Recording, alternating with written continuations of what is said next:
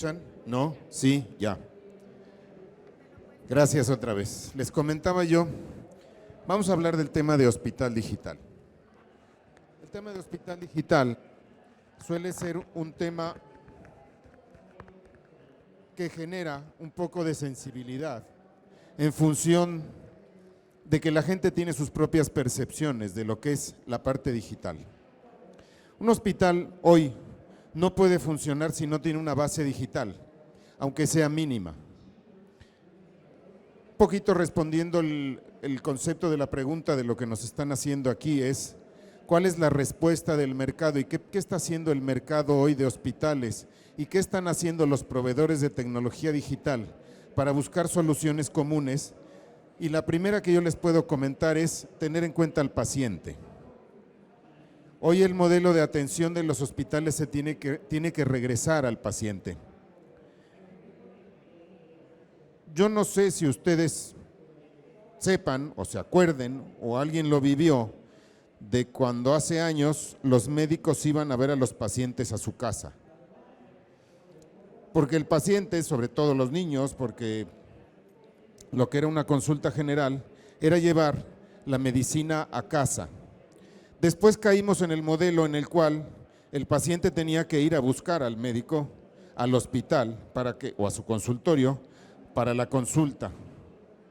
Y un poquito, una partecita importante de lo que es hoy el hospital digital tiene que ver con volver a llevar al médico a la casa. Y ya no es una presencia física, ya puede ser una presencia virtual, ya puede ser una presencia digital a través de herramientas y a través de medios como puede ser la telemedicina o como puede ser la teleconsulta, en donde el paciente se sienta y sea atendido debidamente, no solamente por un médico, sino por un hospital. Es decir, el concepto no es el médico digital, el concepto es el hospital digital. Para que lleguemos nosotros a hablar de hospitales digitales, tenemos que pasar por un proceso muy completo y muy complejo. No es un concepto simple, no es nada más poner una terminal con una cámara para atender al paciente que está del otro lado, porque eso es muy limitativo. ¿Qué implica el hospital digital? Es un conjunto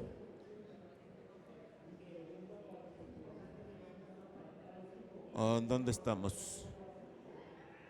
Es un conjunto de acciones que vamos nosotros a realizar para poner todo el servicio hospitalario a favor del paciente. Voy a insistir mucho en el tema del paciente, porque la razón de ser de este proyecto de digitalizar un hospital tiene que ver con atender al paciente. Vamos a poner un primer escenario. El paciente que llega al hospital para un procedimiento quirúrgico es atendido en el hospital, es dado de alta y tiene que tener un seguimiento para consultas. Obviamente, si le van a hacer un retiro de puntos, no puede ser de una manera virtual, tiene que ser de una manera física. Pero si va a haber un seguimiento al paciente en cuanto a su tratamiento, sí lo podemos hacer de una forma virtual. ¿Cuál es la comunicación que tenemos que establecer? Lo que tenemos que establecer es bajar el procedimiento que tenemos normalmente en el hospital para atender al paciente, que es pedir la cita, programar la cita, pagar la consulta y darle una receta al paciente. Entonces, si estamos de forma virtual y necesitamos una receta, pues va a haber recetas electrónicas con firmas digitales, porque si no hay receta, en la farmacia no nos surten el medicamento. Si vamos a tener la consulta con el médico, pues la vamos a agendar y va a haber una asistente virtual que nos va a dar la consulta. ¿A qué voy con todo esto? Y respondiendo a la pregunta, todo esto requiere de una transformación no solamente de la comunicación médico-paciente, requiere una transformación tecnológica y una nueva cultura dentro del hospital que ponga la tecnología a funcionar. ¿Y qué va a pasar con esto? La consecuencia lógica es, en primer lugar, que va a haber procesos más eficientes. Segundo, que va a haber resultados más satisfactorios. Y tercer lugar, que cuando un paciente tenga que ser atendido por el hospital, va a ser atendido por un médico del hospital y no necesariamente por un médico en particular. ¿Qué vamos a hacer? Le vamos a transferir y regresar al hospital la facultad de que nos atienda como pacientes. ¿De acuerdo? Entonces, ¿qué están haciendo? ¿Qué está haciendo el mercado? El mercado hospitalario, ¿qué está haciendo y qué están haciendo los proveedores de servicios hospitalarios? Voy a empezar con los proveedores. Los proveedores ya se dieron cuenta que los hospitales están demandando una actualización, están buscando un upgrade y se están apoyando en la tecnología, por lo tanto, ahí empieza a haber una oferta importante de productos tecnológicos que se van a poner del lado al servicio del hospital y que van a terminar siendo una herramienta a favor del paciente. Toda esa implementación tecnológica, todas esas herramientas tecnológicas van a llegar al hospital y el gran reto del hospital, y ahora me voy al lado del hospital, es integrarlas. ¿Y cómo integramos una herramienta tecnológica? ¿Cuál les gusta? Vamos a hablar, por ejemplo, de un ERP. El ERP es el programa sobre el que camina la operación del hospital, incluye aspectos operativos, aspectos de mantenimiento, aspectos contables, aspectos de facturación, incluye todo el registro y en una palabra es el seguimiento del paciente desde que entra por la puerta al hospital hasta que sale por la misma puerta y ha sido atendido, ya sea en una consulta, ya sea en urgencias, en un procedimiento quirúrgico o en una atención médica. Si nosotros conseguimos que ese ERP sea eficiente, vamos a generar una satisfacción del paciente. Si nuestro ERP y nuestra atención al cliente no es eficiente, ¿qué nos va a pasar? Que cuando llegue el paciente por el hospital para un procedimiento, cuando salga el paciente hemos generado una serie de dificultades en donde tenemos que estar buscando si el paciente ya pagó el laboratorio, si ya pasó por la consulta, si ya le atendieron en rayos X y nosotros no tenemos un sistema eficiente. Ese es el primer escenario. Segundo escenario, ¿qué vamos a hacer con la información del paciente? Tenemos que registrarla. Por sí o por sí, y por un tema legal necesitamos generar un modelo de registro que es el expediente clínico electrónico. Cuando un paciente entra a un hospital, el hospital tiene la obligación de abrir un expediente clínico para ese paciente en donde registra de entrada sus consentimientos para ser atendido por un médico, para ser atendido por el hospital, con las limitantes administrativas, para recibir donaciones, para recibir tratamientos, para ser sujeto a estudios de gabinete. Entonces, todo eso se va a dar al expediente clínico electrónico. El expediente clínico electrónico termina siendo el eje sobre el cual va a gravitar la eficiencia del proceso de transformación tecnológica y va a generar el modelo de hospital digital. ¿Qué están haciendo los hospitales? Están trayendo esos modelos. ¿Cuál es el gran reto del concepto de hospital digital? Integrarlos. Esta presentación habla sobre la integración de todos los procesos y alinear todos los procesos. A lo mejor suena sencillo, a lo mejor suena muy académico. El asunto es que cuando lleguemos a la integración vamos a tener que sentar en la mesa a las entidades médicas, a la parte médica, pero también a las entidades operativas. Ahí vamos a traer al biomédico, ahí vamos a traer a los gabinetes y finalmente a las entidades administrativas, que son las que gestionan todos los procesos administrativos dentro del hospital. Ese es el tema importante y los hospitales que están siendo exitosos en la implementación de estos modelos es porque lo vieron venir hace años. Hay algunos hospitales en el mercado mexicano a nivel privado que han implementado este modelo, lo vieron venir en 2017 y lo están viendo terminar en su primera etapa en 2030. Entonces no es una cosa donde de hoy a mañana podamos generar un modelo de hospital digital. ¿Cuál es la estrategia de estos hospitales, de estos grupos hospitalarios? Una, tengo que reconvertir mi hospital. Dos, voy a construir un nuevo hospital. Construir desde cero con una plataforma y una visión de hospital digital suele ser mucho más sencillo que reconstruir un hospital, que echar para atrás, porque tenemos que revisar todos nuestros procesos, adaptarlos al nuevo concepto de hospital digital y rearrancar con lo que ello significa. Ese es un poquito el panorama respecto a cómo está el mercado y cómo está la correspondencia entre usuarios, hospitales y cadenas hospitalarias y desarrolladores de productos médicos. Muchas gracias. El siguiente. Buenas tardes. Bueno, hay dos tipos de aspectos que se tienen que delimitar en este crecimiento que se está dando por las áreas hospitalarias.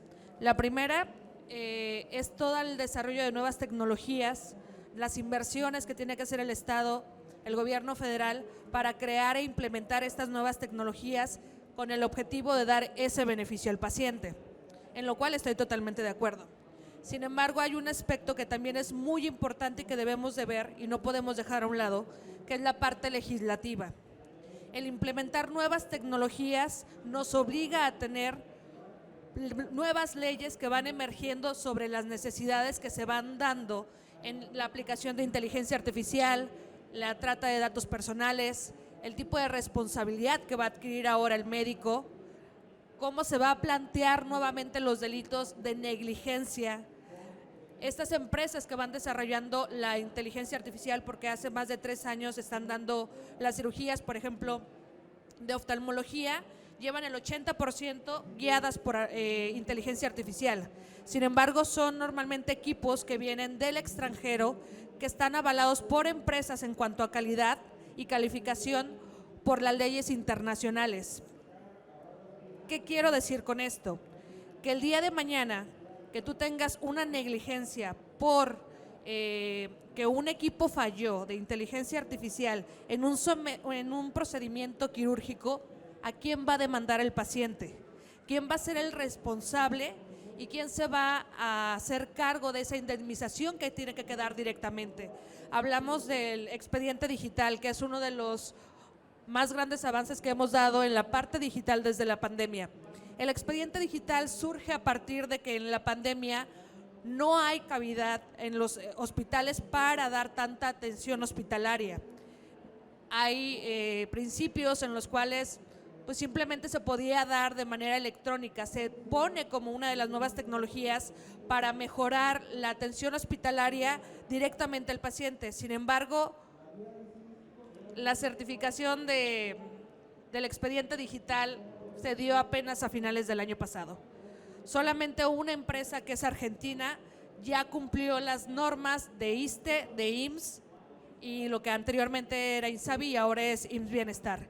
Estamos hablando que surgió a principios de 2020 y se está dando una respuesta por parte de las mismas entidades hospitalarias, de las autoridades, de verdad aceptarlo como una vía más rápida para la atención al paciente después de 3 años, cuando ya no hay una pandemia. Sí es un avance porque las nuevas tecnologías a raíz de la pandemia nos pusieron a marchas forzadas, nos hicieron crecer de manera inmediata porque se nublaron muchos de los horizontes o de las formas de trabajo que teníamos anteriormente. Ello dio paso a un crecimiento dentro de la aplicación de tecnologías para el trabajo, para la atención médica. Construyeron hospitales que se tardan normalmente 5 años en menos de 1 año para poder dar esta atención al paciente. Sin embargo, desafortunadamente el tipo de legislación que maneja el Estado mexicano es: no prevemos las acciones cuando se están desarrollando los nuevos programas hasta que sucede una desgracia. Cuando existe ya una responsabilidad es cuando dicen: ay, ¿qué creen? Que no tenemos una ley, un modelo, una figura dentro de nuestra legislación mexicana que pueda avalar esta parte. Y hablamos de cuestiones tan simples como el tratamiento de datos personales en cuanto al expediente clínico, hablamos de negligencias médicas o de responsabilidades médicas en procedimientos quirúrgicos, hablamos también de la protección de las fianzas como médicos, como enfermeros al momento de dar la atención al paciente, porque ya va a ser una responsabilidad coludida.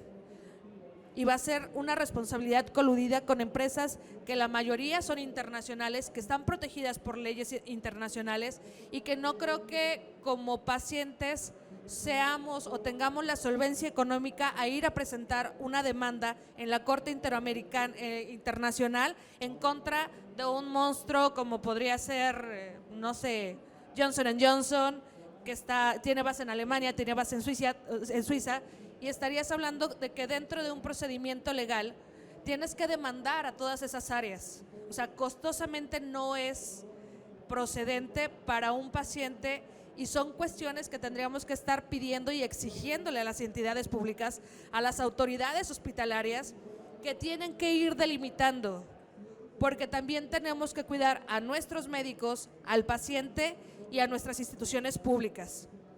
Entonces, bueno, esta es mi perspectiva desde el ámbito legal. Gracias. Bueno, yo quiero sumar a las dos perspectivas que mencionaron.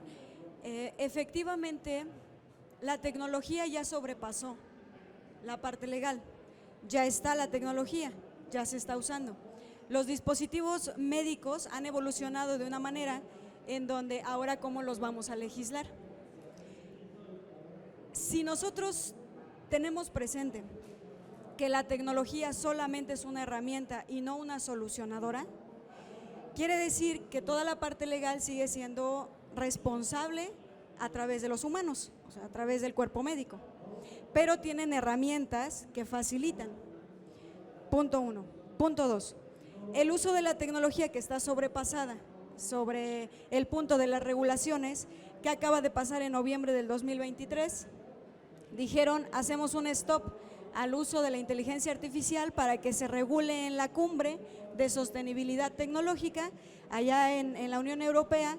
Se implementan algunas legislaciones y entonces sale la normativa para poder hacer el uso de la inteligencia artificial.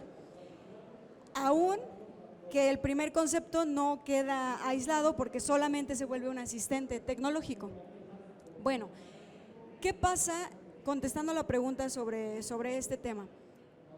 Los dispositivos médicos han sobrepasado. 1. Ya están, sus protocolos de comunicación se están volviendo flexibles para que se puedan conectar unos con otros. El punto no es la tecnología. Y hay dos aspectos importantes de qué se percibe cuando se implementan nuevas tecnologías. Yo, desde el punto de vista de ser una directora en el área tecnológica, se dice, si la empresa está, ¿en qué nivel de madurez tecnológica se encuentra la empresa? Tiene que comenzar de ser una empresa tradicional porque apenas van a empezar los cambios de transformación que tienen que ver con las personas, porque la transformación digital es, la parte digital lo hace la tecnología, la parte de transformación lo hacemos las personas. Entonces, ¿qué índice de madurez cultural existe en la organización para hacer implementación de nuevas tecnologías? Y hay dos caminos. 1, si la empresa se encuentra o la institución se encuentra en la parte de una empresa tradicional o una empresa donde todavía está la parte análoga y hay las anotaciones en las bitácoras y en las libretas, la resistencia al cambio es muy fuerte. Entonces, aunque los dispositivos estén listos para la conexión, el uso de los dispositivos genera una controversia en la organización y tiene que ser un impacto transversal, desde la dirección hasta quien lo opera. Entonces, es dependiendo en qué nivel de madurez se encuentra la institución. Punto 1. Supongamos que la institución, como algunos corporativos que mencionaba el licenciado Pablo, ya están en la era digital y ya lo vieron desde el 2017 y ya tienen un objetivo para el 2030. ¿Qué sucede? Bueno, pues entonces sería una aceleración digital, donde es como un Kaizen. Una vez que está implementada una plataforma con una base de datos, con un expediente clínico electrónico, pues ¿qué se hace? Se agrega un nuevo dispositivo con un protocolo de comunicación que ya se pueda registrar. Y entonces las adaptaciones que se van haciendo suelen ser relativamente más rápidas. En la escala existen los rezagados digitales, los que están con presencia digital y los líderes digitales. Prácticamente el 65% al 75% se encuentran en rezagados digitales. Luego están todos aquellos que tienen una presencia digital y contamos con los que son líderes digitales, que son corporativos. Entonces ellos implementan los nuevos dispositivos con los protocolos de comunicación y se conectan y logran tener una base de datos intercomunicada. Aquí el punto, y para concluir porque quiero ser muy puntual, aquí el punto es que los dispositivos médicos han tenido la evolución a lo largo de los años muy significativa. Ahora el punto toca en las instituciones para hacer una transformación digital. Y para eso toda la institución se debe de subir al barco del cambio, de una disrupción en el proceso operativo, administrativo y médico. Porque si ahora va a quedar evidencia en un expediente clínico electrónico con la cédula y con la firma del médico y con la enfermera que suministró y con aquellos de cuando sacan la factura, en cuánto se vendió el medicamento, cuándo entró la caducidad, y todo va a quedar una trazabilidad del proceso, porque se puede. El punto es que de manera disruptiva se cambia la institución con una transformación digital. Muchas gracias. Híjole, creo que ahorita escuchando a las tres partes, es un tema, o sea, es un mundo toda la información, y creo que algo que puedo aportar a lo que venían comentando, en qué cambios va a implicar el que haya nuevas tecnologías, y desde mi perspectiva, en términos de desarrollar modelos de negocio, desarrollar modelos de servicio, es una cuestión, es un hilo muy delgadito, es una línea muy delgada, porque vamos a empezar a tocar temas legislativos, todos los temas que ahorita el licenciado Jonín comentó, que él estuvo detrás de la administración de hospitales. Nosotros como desarrolladores de tecnología, como implementadores de nuevos modelos de negocio, es donde nosotros tenemos que avanzar y tratar de caminar. ¿Y a qué me refiero con esto? Recolectando ahorita esta información, como que traté de puntualizar una pequeña conclusión, un enfoque sobre esta pregunta de los cambios. Y algo que me doy cuenta es, los hospitales, los centros de salud son como este intermediario entre los dispositivos y los usuarios, que son los pacientes. Los dispositivos vienen evolucionando muy rápido. Los pacientes también vienen evolucionando tecnológicamente. ¿Qué quiere decir? Si dentro de los centros de salud no se genera esta evolución, no se va a poder conectar lo demás. ¿Por qué? Porque el usuario ya trae el smartwatch, el usuario ya trae N cantidad de dispositivos que le dan mediciones sobre su salud, que van a poderse conectar con un dispositivo médico de un proveedor. Pero quien rige estas decisiones de salud, pues son los médicos que están dentro de instituciones médicas. Entonces, si la institución no avanza al mismo nivel que los dispositivos y que los usuarios, va a haber un embudo donde nos vamos a atorar absolutamente todos. Entonces, desde mi perspectiva y desde mi campo, estos son los cambios que tenemos que empezar a percibir. Si yo soy proveedor de organizaciones médicas, de centros de salud, ¿cómo le empiezo a aportar también al centro de salud un poco de ayuda? Que normalmente llegamos, Pablo lo comentó, existen estos ERPs, que es donde se opera todo un hospital, una empresa, una organización. Y si yo como proveedor no doy esa facilidad, también no le estoy ayudando a que ellos evolucionen. La evolución de algo, la transformación, ahorita la maestra Yasmín comentó, el tema de los cambios digitales son tecnológicos, pero para que se logre una transformación, pues es el ser humano, ¿no? ¿Qué quiere decir? Que los que estamos detrás de que la evolución continúe no es la tecnología, somos las personas. Entonces, ¿qué cambio veo yo? Pues nosotros mismos, actualizarnos. Si somos directores de centros de salud, me tengo que actualizar, que viene por parte de mis proveedores y qué viene por parte de mis usuarios, que son los pacientes. Entonces, creo que para mí, es el cambio que más debemos de observar en función desde el ser humano. ¿Qué tengo que evolucionar yo en mi perspectiva, en mi entendimiento, en mi conocimiento acerca de lo que viene con la tecnología para que yo diseñe mejores productos, para que yo diseñe productos centralizados o enfocados en el paciente y para que yo evolucione al mismo tiempo mi organización como centro de salud y se pueda conectar justamente con todos los demás dispositivos, desde el paciente que trae sus propios dispositivos, el hospital que está generando esta interconexión y los proveedores que traen igual la evolución tecnológica en dispositivos. Muchas gracias. Ahora llega el momento de abrir un espacio para alguna pregunta que tenga el público.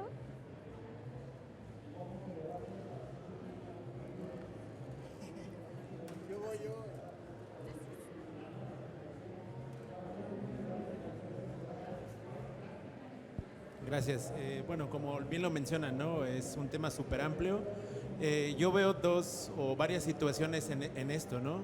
La primera, desde mi óptica, es que este uso de tecnologías, por ejemplo, smartwatch y todo esto, las empresas tecnológicas prácticamente ya tienen una configuración de la gente en prevalencia de enfermedades.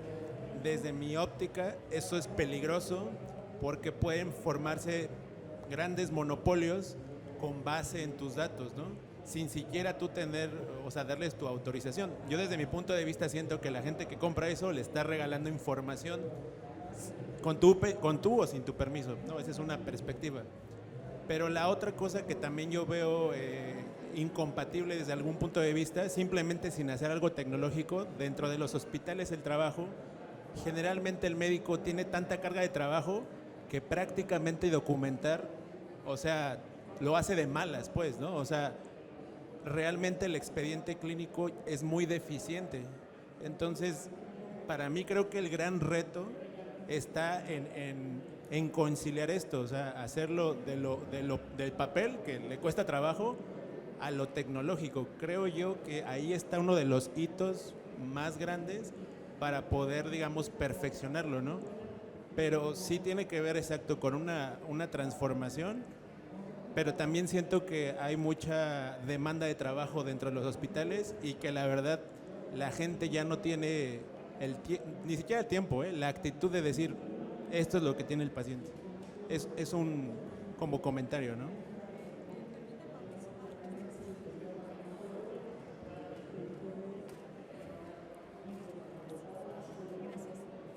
Sí, fíjate que tienes toda la razón. En realidad, ¿qué es lo que está sucediendo? Nosotros estuvimos el año pasado en un programa donde participamos con 6,000 empresas del mundo. ¿Y cuál va a ser la moneda del futuro? La colonización de los datos. ¿A quién le pertenecen los datos? Esa va a ser la moneda. Entonces, ciertamente, cuando nosotros ocupamos un dispositivo no desarrollado por México o por mexicanos, ¿de dónde viene y quién tiene la tecnología y de quién son los datos?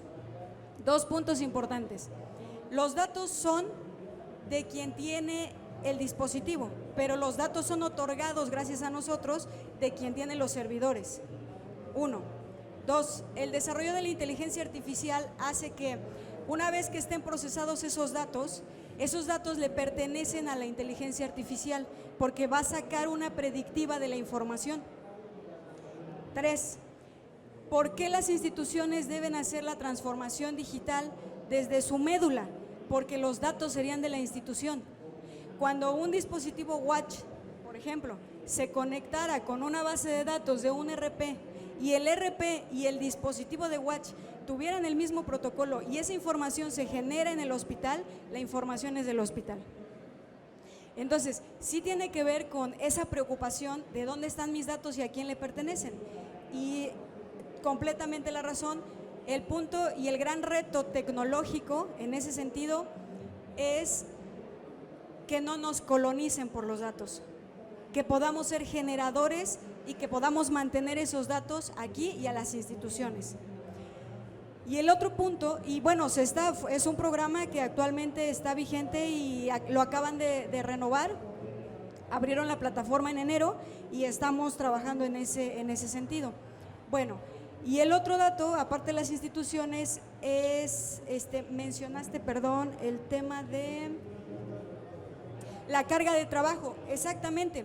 La eficiencia del desarrollo de los softwares es porque está desconectada la parte del desarrollo tecnológico con la parte operacional del know-how. Por supuesto que aún no suele ser eficiente porque dice el proveedor, yo desarrollo y con esto capturas información.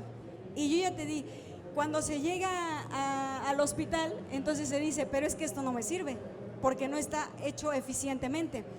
Y el licenciado Pablo mencionaba, parece académico, pero se necesitan mapear los procesos y una tropicalización de la tecnología. Como usamos tecnología extranjera, pues no está tropicalizada inclusive ni a nuestras normas, ni a nuestro método, ni inclusive a la cultura que se maneja aquí en México para cómo tenemos la atención desde médica al paciente. ¿Por qué es importante desarrollar nuestro propio know-how desde el mapeo de los procesos? Porque así se puede tropicalizar. Por eso es que actualmente todavía los expedientes clínicos no dan. Y entonces dices, me está estorbando la tecnología, cuando debería de ser un facilitador para el trabajo. Bueno, yo creo que en este caso es cierto, de hecho los hospitales ahorita están invirtiendo. Existen dos, uno que se está desarrollando en Guadalajara y uno que se está construyendo en Ciudad de México, que desde la parte de la ingeniería y literal, desde los cimientos, el desarrollo de los quirófanos, la forma en la que se está construyendo el hospital, da la alternativa de tener esa trazabilidad digital de en qué quirófano entra el paciente, qué médico lo está atendiendo, quiénes fueron los instrumentistas, quiénes asiste toda la cirugía. Sí existe una trazabilidad. Sin embargo, en la parte de los datos, yo veo tu opinión y espero de verdad no te ofenda, pero yo lo veo como una utopía. Una utopía porque estamos hablando de que si hubiera el presupuesto, si financieramente fuera posible, si en México no hubiera corrupción y si realmente llegara donde se debe entregar en las instituciones, este tipo de presupuestos y desarrollos se podría lograr. Ahora, México consume tecnología. Consumimos tecnologías de otros países que tienen toda la razón. En el momento que tú traes un equipo de Taiwán, de Alemania, de Estados Unidos y quieres ponerlo en el hospital, no queda. No queda porque al momento que se hizo la compra no se verificó el tipo de modelo, el tipo de instalaciones, qué tipo de tecnología, y por más innovador que de repente quieren ser las autoridades del mismo sistema de salud comprando alta tecnología, no se regulan ni siquiera las compras en licitaciones públicas de los equipos médicos.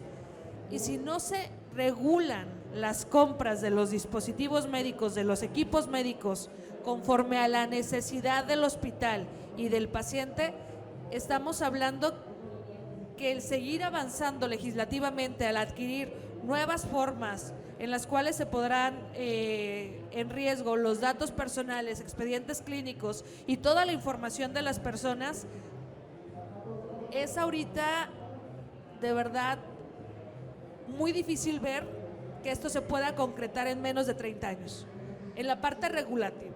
¿Por qué? Porque a veces desafortunadamente incluso en la parte legislativa lo que hacemos es, y es algo de verdad penoso, pero voy a dar un ejemplo muy simple. ¿Qué pasó con la modificación y la implementación del nuevo Código de Procedimientos Penales? Quisieron tener un nuevo sistema de justicia en el cual fuera e implementaran las nuevas tendencias que es el juicio oral, y copiamos específicamente los códigos penales del sistema anglosajón de Estados Unidos. Hicimos únicamente una traducción de una legislación en la cual no era aplicable a la cultura mexicana. No existían figuras como es el fiscal, antes era el Ministerio Público, ahora se le llama fiscal. Y por nuestros legisladores fue muy sencillo decir, No importa, ahora ya no se van a llamar ministerios públicos. Todo lo que tenga el nombre de ministerios públicos, cámbialo a fiscal. Y engloba a una cultura que no es igual a la mexicana, no se desarrolla, que no es aplicable, que en vez de disminuir el índice de criminalidad, aumentó el índice de criminalidad. Entonces, en el desarrollo de nuevas tecnologías, creo que tendríamos que tener una mira muy visionaria por parte del Poder Legislativo y estar acompañados de verdad de personas que sean expertos en el desarrollo en otros países para poder prevenir estos sesgos jurídicos que al fin y al cabo al que van a afectar es al paciente, al médico, a al personal médico de la institución y en sí a toda la ciudadanía por la ejecución de los presupuestos nacionales. Entonces creo que sí estamos en una brecha que si se hace bien va a ser completamente bueno para los ciudadanos, para el paciente, para toda la industria médica, pero desafortunadamente la historia de nuestro país dice otra cosa.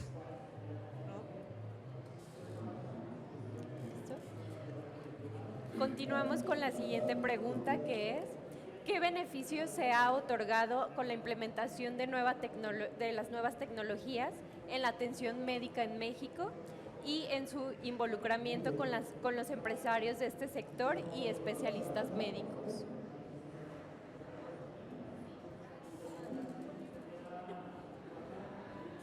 Muchas gracias. Ya lo habíamos adelantado un poquito antes. Hay un involucramiento por parte de empresas y hay un involucramiento por parte de hospitales. ¿Qué beneficios hemos tenido? Lo primero que tenemos hoy es una nueva visión de lo que es la atención al paciente. Yo comentaba anteriormente que el paciente pasó a un tercer plano. El modelo de atención hospitalaria hoy en este país y en muchos hospitales está basado sobre el médico para que el médico sea como el primer cliente del hospital y el que traiga a los pacientes. Entonces, mucho de este modelo hoy se ha entendido como una modernización y lo que se está haciendo hoy en día es volver a involucrar al hospital para que el hospital sea el que se haga cargo del paciente. Entonces, ¿en dónde entran estas nuevas empresas, estos nuevos conceptos? Si nosotros tecnológicamente volteamos a ver al paciente, si nosotros modernizamos toda nuestra estructura y si nosotros lo convertimos todo en atención al paciente, estamos nosotros generando un cambio. Es una disrupción que estamos proponiendo y esta disrupción no se puede entender si no hay una modificación de fondo. En primer lugar, en la concepción que tenemos nosotros para atender al paciente y segundo lugar, en una disrupción en el tema del servicio al paciente. Si ustedes se interiorizan, y seguramente lo han hecho, y se interiorizan un poco en lo que son estos modelos nuevos de atención al paciente, se van a encontrar con estos conceptos que comentábamos antes de teleconsulta, telemedicina, que son modelos que no existían antes. Vamos a pensar en lo que es la telemedicina. Vamos a pensar en un paciente que hoy tiene un compromiso cardíaco y vamos a pensar que tenemos ya una plataforma tecnológica que nos permite a través de un dispositivo tan sencillo como una de estas cositas, monitorear nuestros signos vitales enfocados puntualmente en el padecimiento de este paciente. ¿Cómo cambia el concepto? Estamos adquiriendo un compromiso social y moral con el paciente porque si nosotros ya abrimos la posibilidad de recibir datos del paciente, dependientemente de los temas legales y el manejo legal que se haga de la información, si ya abrimos el compromiso moral con el paciente de recibir esta información, estamos moralmente obligados a responderle al paciente. Ayer que estábamos charlando de este tema, salía a colación el caso de un conocido que tenemos común, que ya tiene un sistema de comunicación con su médico y entonces a través del mapeo de sus signos vitales recibió una llamada del médico y le dijo, te vienes para el hospital ahorita. Y de ahí lo recibieron y lo metieron a hacerle un cateterismo porque estaba empezando a tener un cuadro de un preinfarto. Tenemos una nueva obligación moral. Anteriormente, ¿qué pasaba? Era nuestra responsabilidad como pacientes llegar corriendo al hospital y no morir en el intento. Y llegábamos al hospital y en el momento en que llegábamos al hospital nos atendía una parte de la estructura, nos pasaban por urgencias o nos metían al consultorio del cardio, pero era una responsabilidad unilateral. Hoy es una responsabilidad en sentido de ida y vuelta y hemos transferido una parte importante de esa responsabilidad. De ese tamaño es hoy el tema del compromiso que estamos adquiriendo cuando hablemos de hospital digital. Es decir, abrimos un abanico de comunicaciones y un abanico de escenarios que el gran reto en este aspecto es que tengamos la capacidad de manejarlo de acuerdo a una legislación que ahorita me va a decir la abogada si está completa o no está incompleta, aunque ya nos adelantó un poquito que no lo está. ¿Qué pasa con el manejo de la información confidencial del paciente? ¿Qué pasa con el almacenamiento de los datos del paciente? Porque podemos tener un expediente clínico electrónico que tiene muchas imágenes, que tiene un peso muy importante en cuanto a recursos tecnológicos. ¿Dónde lo vamos a tener? ¿En un cuarto lleno de servidores durante todos los años que nos marca la legislación? ¿O lo vamos a tener en una nube? ¿Quién va a administrar la nube? ¿Cómo nos vamos a comprometer nosotros a que esa información no va a estar expuesta, no va a estar hackeada? ¿Cómo vamos nosotros a asegurarnos de lo que decía la maestra respecto a que las notas del expediente clínico corresponden efectivamente a lo que el médico dijo que se tenía que hacer y que se ejecutó? Entonces todavía hay un panorama y todavía hay una baraja de posibilidades de cosas que pueden suceder que ni siquiera están legisladas. Entonces, ese es un poquito el gran reto que tenemos hoy en la interacción con las empresas y así es como están respondiendo tanto la parte médica hospitalaria como la parte de los usuarios. Ok. En este aspecto, desafortunadamente, ha habido varias propuestas por parte del Poder Legislativo, sin embargo, no se ha aprobado ninguna hasta el momento. Es un infortunio que trabajemos, hay muchos riesgos e inseguridades y prioridades dentro del país, ¿no? Pero creo que una y la más importante es la salud. Y desatinadamente el Poder Legislativo ha estado tratando de sacar otros focos rojos como es la parte de la inseguridad, cuando no han tenido la visión a largo plazo de decir, esto es lo que viene, esto es lo que le beneficia al pueblo y vamos tratándolo antes de que esto sea un conflicto, ¿no? De que entremos en un conflicto y que podamos salvaguardar los derechos de cada uno de los mexicanos al momento de que sean atendidos en un centro de salud. Pero, sin embargo, también no podemos ir a decirle a la Cámara de Diputados, no podemos ir a decirle a los senadores, pero creo que eventos como este, que es Medical Expo, lo que nos puede hacer es tratar de respaldar al gremio, desde las personas que dan y otorgan un servicio médico hasta los empresarios que tienen un peso ya dentro de la industria. Necesitamos que, como representantes de esta industria y que vemos esta parte, es empezar a promover estas llamadas de atención a la autoridad, decir, oye, yo te levanto la mano porque esto ya pasó en Estados Unidos, porque esto ya pasó en Alemania, sin embargo no tenemos el sistema de salud que tiene Alemania, no tenemos el sistema legislativo que tiene Alemania, que ellos tardan 6 meses a 8 meses en resolver un problema legislativo. Y me voy a mucho, porque tratan de hacerlo de una forma eficiente, siempre están asesorados de expertos que conocen perfectamente, en este caso las tecnologías, la innovación, todo el procedimiento. En México no somos procesalistas, sin embargo, con esta nueva tendencia en que los otorgadores de servicios, instituciones públicas, hospitales, privados y principalmente su personal, ya existe esta actualización por este pequeño cambio que ya se está dando, que fue gracias a la pandemia. Entonces tenemos que compartir esta visión y levantar la mano para tratar de decir, vamos anticipándonos, vamos reforzando la industria y vamos creando una solución antes de que tengamos el problema enfrente. Creo que es un trabajo arduo, sin embargo, con las mentes, con la gente tan capacitada, estamos en la era de la información, con esta tecnología que se va compartiendo, que puedes conocer perfectamente el caso que se dio en China, el caso que se dio en Alemania. Creo que es un precedente que podríamos estar citando incluso hasta las barras de abogados o los departamentos de investigación de las universidades ante el mismo gobierno federal, el tratar de prevenir y responsabilizarnos del cuidado de nuestros propios derechos, tanto como pacientes, porque todos tenemos el riesgo que en cualquier momento seamos un paciente, aunque seas parte del personal médico, ¿no?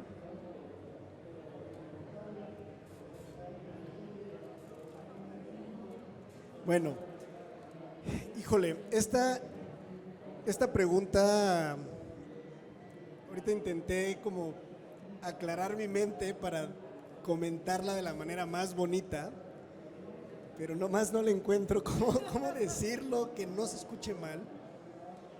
Pero en México sucede algo bien curioso. En México somos reactivos, no somos activos. ¿Qué beneficio, entre comillas, veo yo la implementación de las nuevas tecnologías para la atención del paciente? Que la nueva tecnología está empujando para que la parte legislativa empiece a desarrollar nuevas leyes, nuevas normas. Se escucha bonito, pero no lo es, porque si lo ven desde este lado tenemos que empujar para que los de allá reaccionen y tengan que hacer algo. Por eso les digo, lo pensé, intenté darle vueltas, yo esperaba que Yasmín participara ahorita y pudiera encontrar la manera bonita, pero no lo hay. Lamentablemente en México somos reactivos, entonces cubiertamente seguimos empujando a que algo suceda.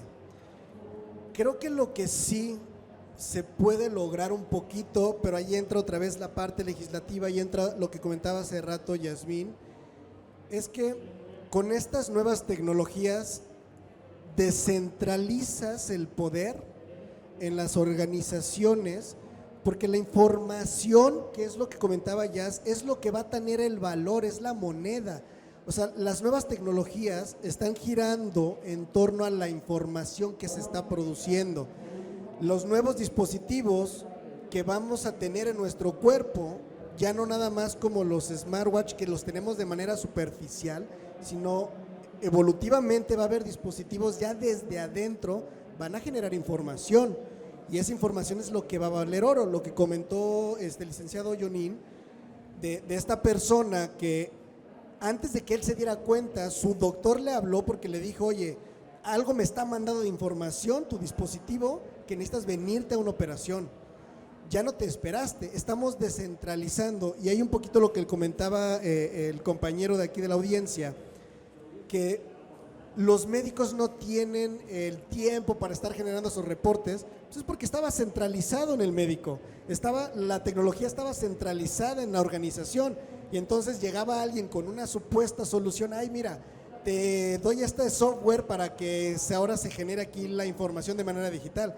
Pues eso no es transformación tecnológica, eso estás digitalizando lo que hacías en la opción A, ahora lo haces en la opción B, que es de manera digital, eso es digitalizar y nada más.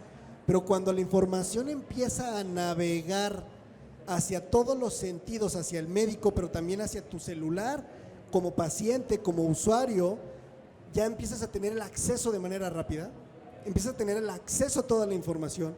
Entonces es lo que yo puedo ver como este beneficio de lo que está generando la tecnología.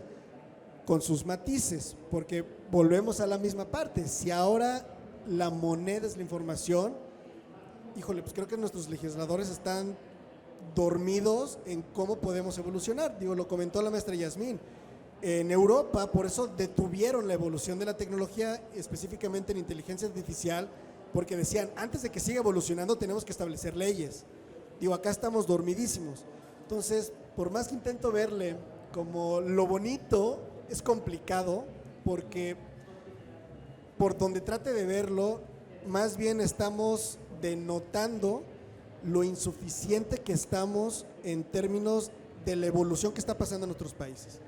Y ahorita lo que comentó la maestra Ana, creo que una parte de la solución, y me da gusto de conocer a la maestra Yasmín, es que ya no necesitamos esperarnos a que la tecnología venga de otros países. Me da gusto, vuelvo a lo mismo, de conocer a Smartest, que es una empresa mexicana que está desarrollando en México, o sea, es nativa la tecnología, y entonces ya no tienes que tropicalizar absolutamente nada. Entiendes tu entorno, entiendes tus necesidades, entiendes al mexicano, entiendes las leyes, entiendes todo el ecosistema, y entonces sobre eso estás desarrollando. Y entonces descentralizas lo que antes era el poder en el médico y le empiezas a dar el poder al paciente, porque entonces ahora desarrollas, y fue uno de los temas que platicamos la maestra Ana y yo, cómo centralizas la tecnología en el paciente y ya no en la organización y ya no en el médico. Le regresas un poco y un poco, porque bueno, lo mismo, hay muchas cosas implicadas, pero le empiezas a dar un poco de poder al paciente. Entonces creo que ese es uno de los beneficios que yo puedo ver desde este aspecto. Bueno, lo mismo, lo único que me denota es que estamos muy atrasados en que somos reactivos, pero bueno, creo que esa es la parte bonita del beneficio que yo puedo ver de por cómo la tecnología está beneficiando, pues desde el empresario, porque tú como empresario tienes que desarrollar mejor tecnología, y en México no esperarte, que bueno, muchos, y eso fue muchísimos años en México, uno de los sectores productivos más fuertes de México, y hasta la fecha sigue siendo, es la comercialización, no el desarrollo. Entonces, creo que este tema de la tecnología, y vuelvo a lo mismo, me da gusto conocer a Smartest, es que están creándose empresarios en México que están desarrollando tecnología. Entonces, sí hay un matiz interesante, pero sí hay ciertos beneficios, que es, ahora estamos creando la tecnología aquí adentro, porque conocemos nuestro entorno, conocemos lo bonito y lo malo de nuestro ecosistema, y entonces sabemos cómo desarrollar algo y empezar a conectar a todo el ecosistema y que pueda funcionar y que podamos invitar a la parte gubernamental, legislativa, y pues bueno, ahí vamos sobresaliendo. Pero creo que tenemos que tener este perfil de estar a la altura de la evolución tecnológica, porque no nada más es, en otros países hacen esto y en México vamos avanzando, no, es cómo empieza México a salir para estar a la altura de cualquier país desarrollador de tecnología. Ok. Ahora abriremos un espacio para sus preguntas. Favor de levantar la mano y...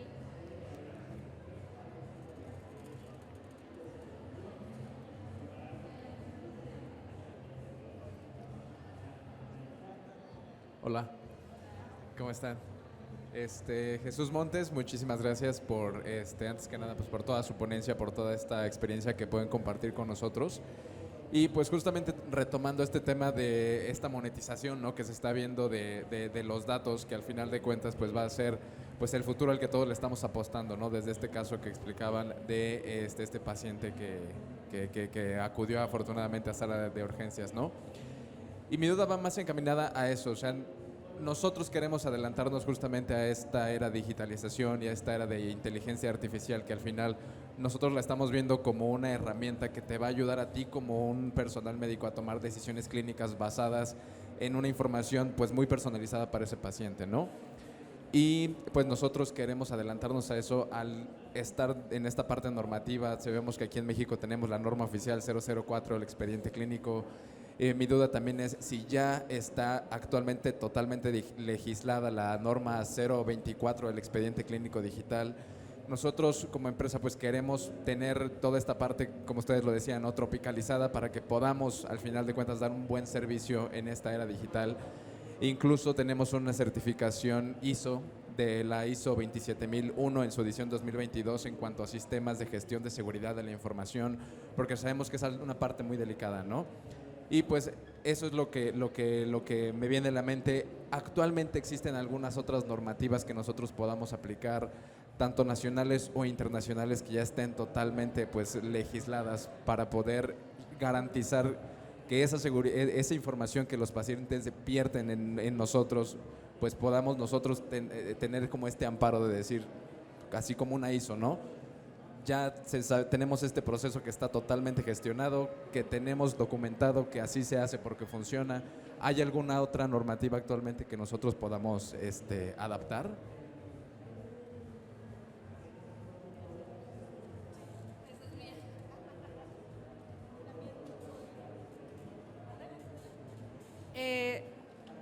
Principalmente tenemos ya la norma mexicana que avala la parte del expediente clínico, sí está completa. Se emite una certificación por parte del IMSS, que es el Instituto Mexicano del Seguro Social, el cual te va a certificar que tú como persona externa, persona moral que otorgas un servicio integral, estás conforme a los lineamientos de la norma mexicana y que además es posible que tú otorgues ese servicio a cualquier hospital privado e incluso a un hospital público. Dentro de la parte pública, hablando de la empresa como tal, de otorgar un servicio, esto tendría que estar delimitado como un servicio integral y para eso hay un comité que es el que añade las claves de salud pública al Instituto Mexicano del Seguro Social, que son de las cuales el catálogo de claves de salud pueden estar solicitando servicios, productos, insumos, vacunas y cualquier tipo de insumo que requieran los hospitales públicos. Tú puedes someterlo directamente al comité para que se abra una clave de salud basado en la norma 004 y teniendo como antecedente el tratado internacional, el tratado del Internet, que es México está como participante. Desafortunadamente, cuando queremos aplicar los tratados internacionales como país, tienen que estar ratificados tanto por el presidente de la nación como por el Senado. Pero, porque es la única forma de que sean obligatorios.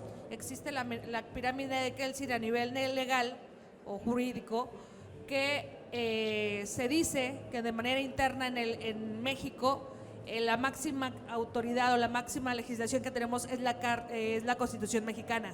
Sin embargo, no es así. Esto ya fue un tema que se dio por muchos tratadistas y catedráticos con anterioridad.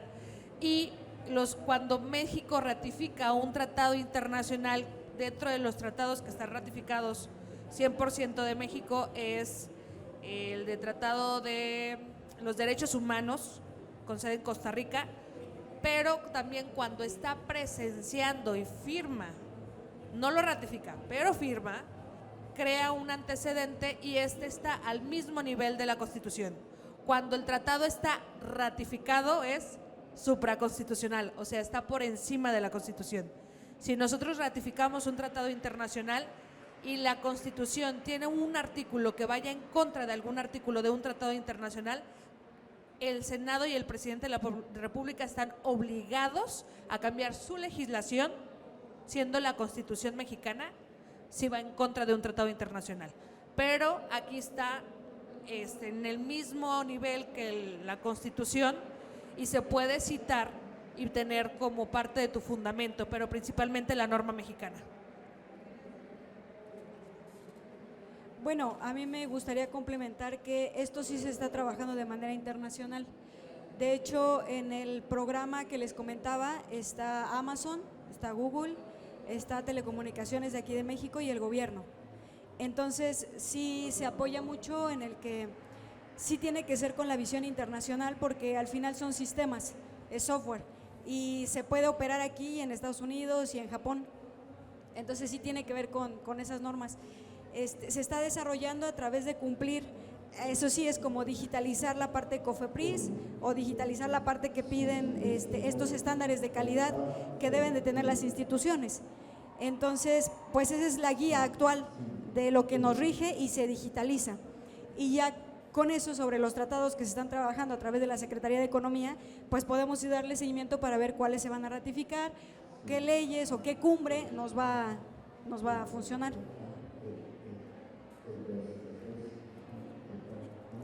Continuando con las preguntas, la siguiente sería, ¿cuáles son las aportaciones que ha generado la inteligencia artificial en el sector salud a nivel internacional? Yo empiezo. Pues me gustaría comenzar platicándoles de 3 corrientes, específicamente de inteligencia artificial. Una es la Unión Europea, la otra es de Estados Unidos y la otra es de Japón. ¿Y cuál es la parte de conectividad de ellos 3? La interoperabilidad. ¿Qué es lo que hace la inteligencia artificial? Conecta, procesa una cantidad de datos, llámese datos, imágenes o información de escucha o audio que se pueda recolectar para la identificación de necesidades. Y estas 3 corrientes que la Unión Europea y Estados Unidos trabajan sobre la industria 4.0, que es Internet de las Cosas con la inteligencia artificial para la conectividad del hardware, el software y el ser humano, es una corriente que ellos dos abordan desde el punto de qué beneficios puedo otorgar al paciente y a las instituciones para que la información circule de una manera que todos estemos conectados y todos tengamos la información en tiempo real. Y la parte de Japón sobre la corriente es una filosofía que es sobre sociedad 5.0, donde dice, ahora humanizo los datos, proceso la información y humanizo los datos con las necesidades superpersonalizadas de las que hablaba Jesús, información superpersonalizada para cada paciente y que puedas tener esa información en casa, el médico, tú, el hospital, y que no dependa de un punto medular nada más, sino que sea una interoperabilidad. Entonces, a nivel mundial, la tendencia en inteligencia artificial, dice la Unión Europea que el líder del mundo va a ser quien maneje la inteligencia artificial. O sea, ya cambiaron, así como va a cambiar la moneda, así va a cambiar quién tiene pues dónde está la pelota en el mundo, y es quien tenga el uso de la inteligencia artificial para dar estos indicadores de valor. Los indicadores de valor los saca cada país y determina qué es importante utilizar, y cada institución determina sus propios indicadores de valor. Entonces, la inteligencia artificial, llámese predictiva, de reconocimiento o de lenguaje natural, que puede coexistir con una superinteligencia artificial, puede estar dentro de la institución, puede estar en el paciente, puede estar con el médico y pueden converger todas al mismo tiempo para obtener una información única y verídica. ¿Qué hace la inteligencia artificial? Analiza, esa es su mayor función. El Data Analytics junto con la inteligencia analiza. Una inteligencia artificial no es más lista que quien la programa, punto número 1. ¿Qué es el factor que la hace más poderosa? El punto de que ¿cuántas imágenes podemos ver nosotros en un minuto? Así, pasando rápidamente, ¿cuántas imágenes? 30 imágenes. ¿Cuántas imágenes puede procesar una inteligencia artificial con un super servidor en el mismo minuto? Eso es lo que la hace poderosa. Y dicen, bueno, sabe más o hace más, pero en realidad es el análisis de la información. Y ese análisis de información en tiempos rápidos nos va a dar indicadores que nosotros como seres humanos no podríamos procesar. Esa es una de las diferencias significativas. El paso 2 de la inteligencia es de notar aspectos que uno no haya visto. Una tendencia de comportamiento en los datos, una tendencia de comportamiento en las imágenes, algo que dentro de las imágenes no hayamos visto, algo que se esté mencionando y que no se haya repetido. Es más, el licenciado Pablo puede escuchar 50 veces médico, la maestra Ana puede escuchar 50 veces doctor, yo puedo escuchar 50 veces el que me atendió. Todas estas tres definiciones, la inteligencia artificial las va a asociar. Está hablando de la misma persona por el contexto en el que se platicó. Entonces la estadística ya no es de 50, 50, 50. Se vuelve de una estadística de 150 escuchada de manera diferente. Esa es una de las potencias que existe en la inteligencia artificial. Y las tres corrientes hablan de una interoperabilidad entre software, hardware y humanos. Nada más para complementar, porque pues aquí la experta en inteligencia artificial es la maestra Yasmín. Pero justamente en este tema de qué aporta, creo que el principal punto, vuelvo a lo mismo, es la descentralización del poder que tiene la información, que ya no va a depender nada más de un médico, que no nada más va a depender de la institución, del centro de salud, sino la aportación principal, y lo comentó Yasmín hace 2 preguntas, es que la tecnología, al igual que la inteligencia artificial, es una herramienta que nos va a ayudar a identificar situaciones, necesidades, problemas, no va a ser la solución. Por eso decía que quien controle la inteligencia artificial va a ser el líder del mundo, porque obviamente detrás de nosotros tenemos que saber para qué vamos a entrenar una inteligencia artificial.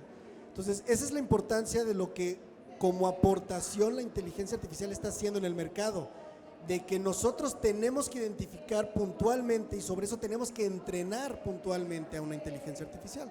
Entonces, creo que eso para mí en términos de aportaciones es lo que tiene mucho valor, que nos obliga a nosotros como personas a saber qué quiero aprender, qué quiero estudiar, y sobre eso tengo que saber cómo voy a poder programar la inteligencia artificial. Entonces creo que eso es de muchísimo valor, porque nos está obligando a que tengamos que entender, y para mí es lo que tiene más valor, nos juntemos con expertos para saber cómo programo y hacia dónde dirijo la inteligencia artificial.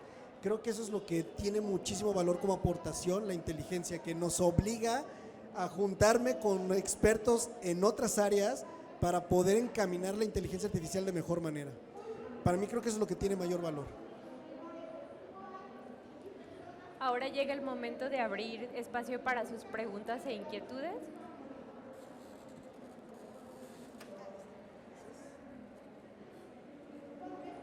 Buenas tardes. En los sistemas de salud de los países del primer mundo, que nosotros difícilmente estamos en el tercero, sino es que en el cuarto, tienen toda la información concentrada en los servidores de los pacientes. Si vamos al seguro social con el médico familiar, desgraciadamente a veces cambian al médico familiar y el médico que estaba pierde la historia del paciente que va a ver por primera vez, porque es médico sustituto. La pregunta es sencilla: ¿esa inteligencia artificial puede sustituir o se puede utilizar en este caso para que los médicos tengan acceso, o la inteligencia artificial lo oriente hacia dónde va encaminado la patología y el tratamiento de ese paciente? Esa es mi primera pregunta y luego la segunda.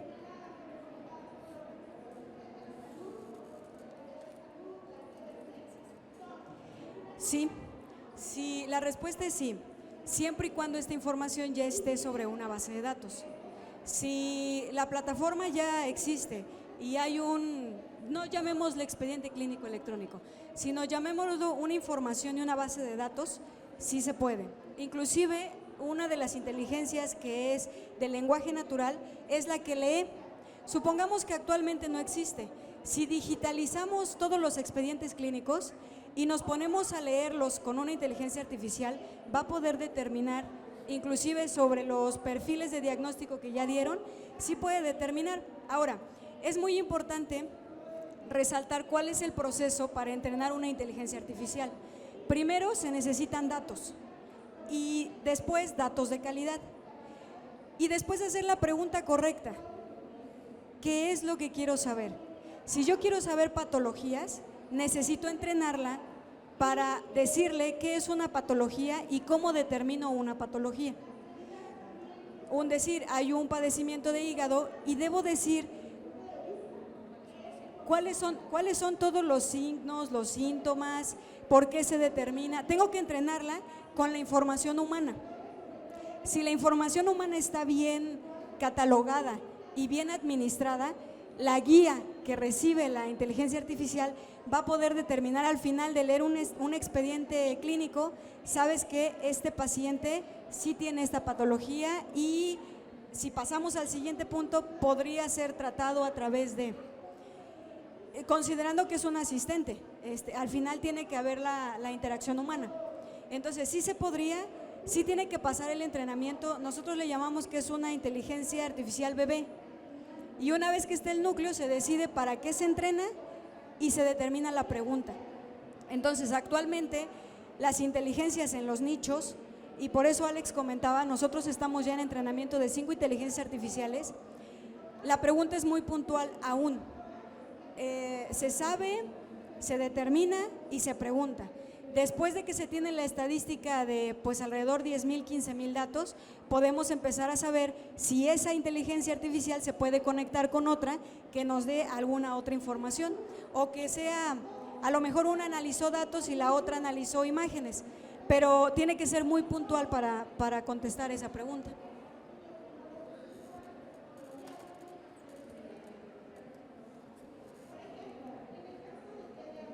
El tema de inteligencia artificial da para muchas preguntas, pero voy a hacer la última. Desgraciadamente en este mundo globalizado estamos dándonos cuenta que hay muchos fabricantes en todas partes del mundo que no siguen los requerimientos de calidad.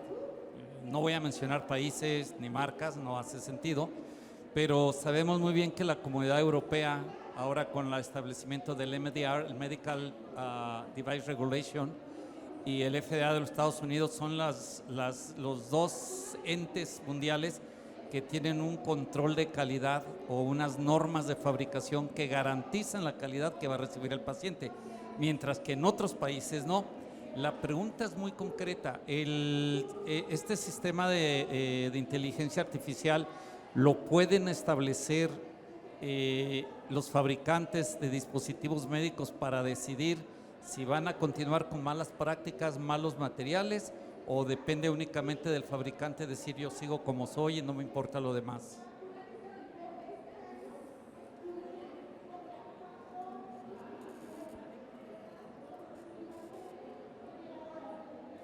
Perdón, ¿me podrían concretizar un poquito más la pregunta? Un poquito más la pregunta, ¿me la puede concretar, por favor? Si los fabricantes de dispositivos médicos algún día se verán obligados a utilizar inteligencia artificial para establecerles un sistema de control siguiendo las normas como la ISO, la ASTM, para garantizar tener una buena calidad, o toman la decisión de ellos seguir fabricando como quieran.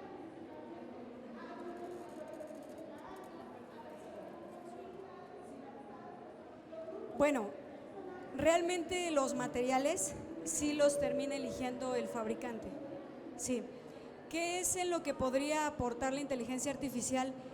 Que estos nuevos dispositivos, que es uno de los actores tradicionales que tienen que cambiar sobre los dispositivos médicos, se tienen que volver biosensores para que esa información embebida pueda mandar información de su comportamiento y de su uso. Sin embargo, como tal, la fabricación y los materiales que se ocupen no tendría que ver con parte de la inteligencia artificial, sino son funciones diferentes. Sí. A mí me gustaría complementar nada más tantito un punto bien interesante y bien polémico sobre lo que comentaste de las malas praxis que puedan seguir evolucionando desde la empresa, ¿no? Y es que eso realmente tiene que ver con nosotros como personas y como sociedad, que lo comentó Yasmín en esta filosofía que traen los japoneses de humanizar los datos. Hace tiempo me invitaron a una conferencia igual, una expo, pero fue de parte de gobierno. Toda la expo fue de gobierno y temas gubernamentales, sociales, cómo impactaba. Y me preguntaban que cuál era mi perspectiva sobre este cambio de decisiones entre los presidentes pasados que hemos tenido y el actual presidente. Obviamente es muy polémico eso, pero aquí el punto es de lo que yo les contesté. Las personas que deciden hacia dónde llevamos la evolución de un país, o la evolución de la tecnología, o la evolución de la inteligencia artificial, depende del entorno. O sea, un presidente no es un extraterrestre que llega y nos gobierna. Si la sociedad y el entorno donde yo me desenvuelvo está podrida, el presidente que salga de ahí, ¿cómo creen que va a salir? Hay algo que me he seguido preguntando, no sé si es la respuesta o no, pero desde este aspecto justamente de análisis de comportamiento, si nosotros no tenemos esa visión de hacia dónde voy a llevar la diferenciación de mi tecnología, pues alguien más podrá decir, híjole, es que lo haces con la mala praxis. Pues no, es que yo lo estoy viendo tal vez desde mi modelo de negocio. Y una pregunta que me he hecho es, o somos parte del problema o somos parte de la solución, o como sociedad somos parte del problema y somos parte de la solución al mismo tiempo, porque nosotros somos parte del entorno, somos parte de la sociedad. Entonces, bueno, lo mismo, hijo, responder sobre si existen los malos que siguen haciendo las malas prácticas por su propia conveniencia, pues puede ser que sí, pero nosotros también somos parte de la sociedad. O sea, no puedo echarle la culpa a alguien de que está desarrollando cuando soy parte de la sociedad, entonces también soy parte del problema. Creo que es algo tan complejo que diferenciar o el señalar que alguien lo está haciendo mal y yo todo lo estoy haciendo bien, híjole, creo que es demasiado complicado.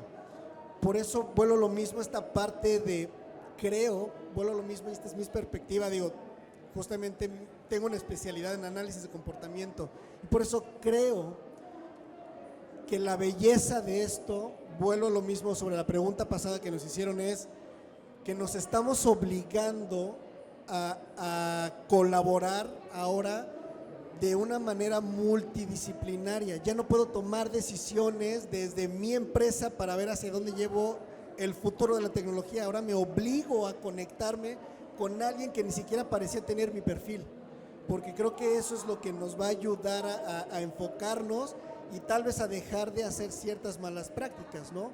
Tal vez nos va a enfocar a encontrar mejores soluciones como humanidad, que es esta parte de sociedad 5.0 y ya no nada más desde el modelo de negocio. Y digo, puede sonar hasta contradictorio porque justamente mi especialidad es hacer modelos de negocio, ¿no? Entonces, pero creo que eso es lo bonito de esto, que nos obliga a tener trabajos multidisciplinarios y a tratar de enderezarnos como sociedad, porque tal vez conocemos lo que hemos hecho mal, lo que hemos hecho bien, pero híjole, creo que tu pregunta es literalmente para una sobremesa de 5 o 10 horas, ¿no? O sea, me pareció muy buena, pero porque tiene demasiadas interacciones tu pregunta, que encontrar una respuesta para mí ahorita sería imposible, pero creo que por ahí podría ir, ¿no? Si hablamos de sociedad y hablamos en temas de persona, creo que es grandísimo las opciones, ¿no? Pero si hablamos de leyes es un poco más pequeño el contexto. Y creo que con el avance de las regulaciones, cuando ya estemos preparados para aplicar inteligencia artificial, sí nos va a obligar. ¿Por qué? Porque si hablamos que diagnostica una patología y al momento, lo explico en la parte privada y lo explico en la parte pública. En la parte pública hay un consumo, hay una licitación, hay un contrato y la institución pública siempre se protege. Se protege porque te pide cartas garantía del producto del fabricante directamente, donde tú firmas y te haces responsable en caso de que haya un problema directamente con el dispositivo. ¿Qué cambiaría en la aplicación de la inteligencia artificial a lo que vivimos en este momento? Que dentro de las leyes, cuando tú acusas a una institución pública o a un médico por una negligencia médica, tienes que meterle muchas cosas y dentro de ello se pierde cierta trazabilidad. Cierta trazabilidad porque todo está documentado y si el día de mañana se quemara el archivo del hospital, ya no hay pruebas. Pero si todo está digitalizado, es muy evidente cómo se podría probar una responsabilidad, si fuera del médico, de la institución o incluso de la falta de calidad de un dispositivo. Entonces se tendría que estar pidiendo obligatoriamente una indemnización para el paciente. Al momento de pedir una indemnización para el paciente hay una cuantía que valemos cada una de las personas por medio de la Ley Federal del Trabajo, pero existe ahorita, por este tipo de circunstancias que se ha dado, sobre todo en los feminicidios y demás, algo que se llama daño patrimonial directo. En la Ley Laboral del Trabajo como personas valemos alrededor de, hasta donde yo me quedé hace como 2 años, como 370,000 pesos, un cuerpo completo, una vida completa. Sin embargo, en el daño patrimonial directo te pueden decir cuánto pudo haber logrado en esa vida esa persona, cuántos años pudo haber vivido y cuánto hubiera generado patrimonialmente. Entonces nos olvidamos de que valemos 370,000 pesos y te estoy hablando que una reparación de un daño patrimonial directo por una negligencia médica oscilaría entre mínimo, si una persona es de 45 a 50 años de edad, que la media en México son 65 años, aproximadamente 30 millones. Lo que te obliga a un hospital privado y al Estado a exigir la calidad para no verse en el pago de indemnizaciones de este tipo de casos. Entonces, si hablamos que la aplicación nos pudiera obligar o les pudiera obligar a los fabricantes, sí, porque si se demostrara que el fabricante fabricó con mala calidad, valga la redundancia, un dispositivo médico el cual le causó la muerte a una persona, se le estaría cobrando esa indemnización a ellos y los obligaría a aumentar la calidad del producto para no estar pagando indemnizaciones desde la perspectiva legal. Gracias.